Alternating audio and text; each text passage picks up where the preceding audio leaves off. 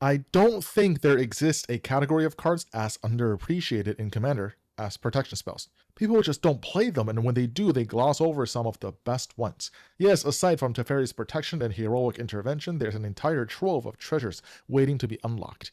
And today we are doing just that. Hello, this is Jin with Next Level Commander, and to demonstrate my authority on this topic, I did a quick audit of my top 10 favorite decks at the moment, and it had a whopping total of 82 protection spells. Now, I may or may not have gone a little bit overboard here, but at least you can trust I know my preventative measures. In real life, we might use our magic cards as a shield from wanted and unwanted social interactions, but in the game, somehow, our sense of safety goes out the window. Yeah, just run your big expensive value engine commander out there raw and surprise Pikachu when it gives birth to some monkey. And many people throw protection spells into the same category as combat tricks for being narrow and low impact, not worth a card. Aside from the aforementioned staples, of course. But like Mana Rocks, Wizards has been pushing and pushing protection spells with almost every new set. And we are truly in the golden age of protection, no exaggeration here. So today we're going to break down some of the cases where you should absolutely be playing a suite of protection spells, and go over some really underrated ones that can convincingly outperform the staples in the right scenarios. Let's go. So what kind of decks would want protection spells? We'll open with the most obvious ones and go deeper from there. First up, the Keystone Commanders. These are decks that lean entirely on their commander to function. I love building decks like this actually because they feel unique, breaking us out of generic archetypes. But that strategy only works if you can keep your linchpin on the board. Neheb the Eternal is an example. Your deck is probably filled with big spells and menacings, and you won't find many alternatives to Neheb for doing what he does. Rakdos Lord of Riots too. If your deck is filled with early pingers and giant greedy fatties, and it will fall apart if Rakdos gets taken out. Now, I know black and red are the worst colors for doing this, but actually it's got some surprisingly decent options besides the obvious, and we'll cover them later in the video. Next, value commanders, the ones that generate advantage by simply sticking around, and they more than make up for the cards you spent to ensure that they do. The likes of Sithis and Tatyova probably can net you 2 cards a turn, minimum. And Etali, for instance, is arguably worth dumping your entire hand to protect. And it's not just about direct card advantage. Something like Elesh Norn, Mother of Machines, for instance, doesn't draw you cards, but getting 2 or 3 additional ETBs a turn is more than worth a card. Same with Feldon of the Third Path, an extra activation can net you so much value. And also in a similar vein, legends that are overly expensive but can take over the game single-handedly. The Avacynths, Gisellas, and Omnaths, these can easily go into double-digit cost with commander attacks. And as a trade-off though, them sticking around for 2 to 3 turns probably means game over for your opponents.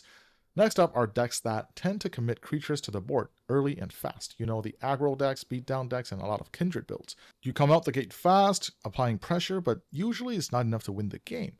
And at the same time, you're open to getting blown out 4 for 1, 5 for 1 by a single board wipe. And this is where we go, whoops, we got carried away and now we need some emergency protection. Once we have a decent board rather than overcommitting, hold a protection spell. This will catch a lot of your opponents off guard, like them Simic players expecting to be able to play greedy and clean everything up with a single board wipe. This little surprise can be one of the best ways for aggro decks to steal games. Our final category is commanders that actively reward you for playing protection spells on them. Feather goes without saying, and I have a Gargoyles deck with around 20 protection spells. Brigand Soldier of Meletis is another example.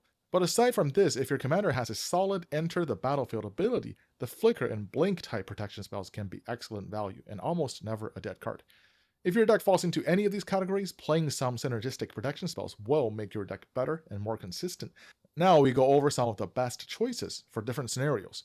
First, the all-rounded ones. Free is always the number 1 upside for cards as situational as protection spells, and we've gotten some pretty sweet options. For most decks, we want our protection spells to be as cheap as possible because holding up 1 mana is just so much easier than holding up 2 in anything that isn't a draw go deck. So we'll prioritize low cost first. At 1 mana, we have access to Hexproof, Indestructible, or Protection from a chosen color. They all have their pros and cons. Indestructible is better against board wipes. Hexproof blanks all spot removals, while Protection from a color is a situationally better Hexproof, with the added perks of forcing through your Voltron commanders, and once in a while, satisfyingly disassembling aura decks. Another solid subset is the flicker effects like Ephemerate and Cloud Shift. They're excellent for reusing Enter the Battlefield commanders and creatures, but they also don't protect us from board wipes.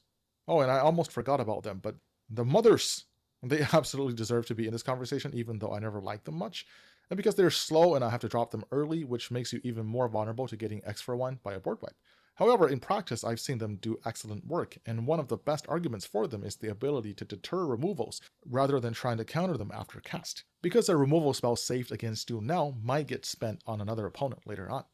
So yeah, everything has their limitations, and this is partly why Tamiyo's safekeeping is relatively popular for giving close to complete protection from spot removals and board wipes. Lauren's Escape is the white counterpart. Both are solid choices, but like Mana Rocks, they're continuing to push protection spells with seemingly every set. Tyvar's Stand is so versatile, being a solid protection spell in its base form, but late game can serve as a massive mana sink, allowing you to kill with commander damage out of seemingly nowhere. Another favorite of mine is Defend the Rider. The 1/1 option is a decent surprise chump blocker, but more importantly, it covers a glaring weakness of the aforementioned choices. And we're still getting better from here. Restoration Magic. Bonkers. The base tier is already excellent, being able to protect any permanent, but the option of Curaga, when you have the mana, is brilliant, keeping all your permanents alive and that 6 life. I know this may seem expensive compared to Heroic Intervention, but the versatility is massive here. When it comes to the most complete protection though, nothing beats phasing. I'm sure users and victims of Teferi's protection can attest to that. Galadriel's Dismissal is like a less complete but more versatile Teferi's protection, being one of the best single target protection spells for just 1 mana. And the kicker option is also really reasonably costed. While clearing out your board for a turn may be a slightly risky play without being protected yourself, you're probably kicking this in response to a board wipe anyways, so you're most likely safe. Galadriel can also do a crappy Teferi's impression by phasing out one opponent's stuff, which is close enough in a lot of scenarios. Yeah, card is nuts. If you have one, play it. By now, I'm sure you see the abundance of powerful options in green and especially white, but what about the other colors? Well, blue is a bit awkward because, you can just play the low mana counter spells. However, there are some decent 1 mana options, and the best one of them all, Slip Out the Back. If the free counterspells are outside our budget, playing these low-cost, low-impact ones can be justified if your deck really leans heavily on the commander. For instance, I have an Arami deck that is a bit all or nothing. If I lose Arami, I'm playing a bunch of random Kindred cards. With Arami though, I go off fast. In this case, cards like Slip Out the Back and Magic Damper are justifiable. And as always, red gets the short end of the stick. The redirect spells can sometimes lead to the biggest blowouts, but our options really are limited. Aside from these though, we'll have to rely on some of the colorless options we'll go over later. Black at a glance may also seem limited, but cards like Undying Malice and Malakir Rebirth will prevent any destruction with the unique perk of triggering any dying and ETB effects. Coupled with sad cutlass like High Market or Phyrexian Tower, we can also dodge exile spot removals. Kaya's Ghost Form is another unique one. It's preemptive, so no surprise factor, but with this attached, it's near impossible for your opponents to deal with your commander with any one removal spell. And finally, if you squint hard enough, Reanimate is close enough to a Galadriel's Dismissal, right? Especially if you have sad cutlets. Okay, now if we try opening up the mana cost limitation, you will discover a ton of really interesting options. 2 mana, for instance, opens up Delayed Blink in white. This is similar to phasing in that it is a catch-all protection while triggering them ETBs.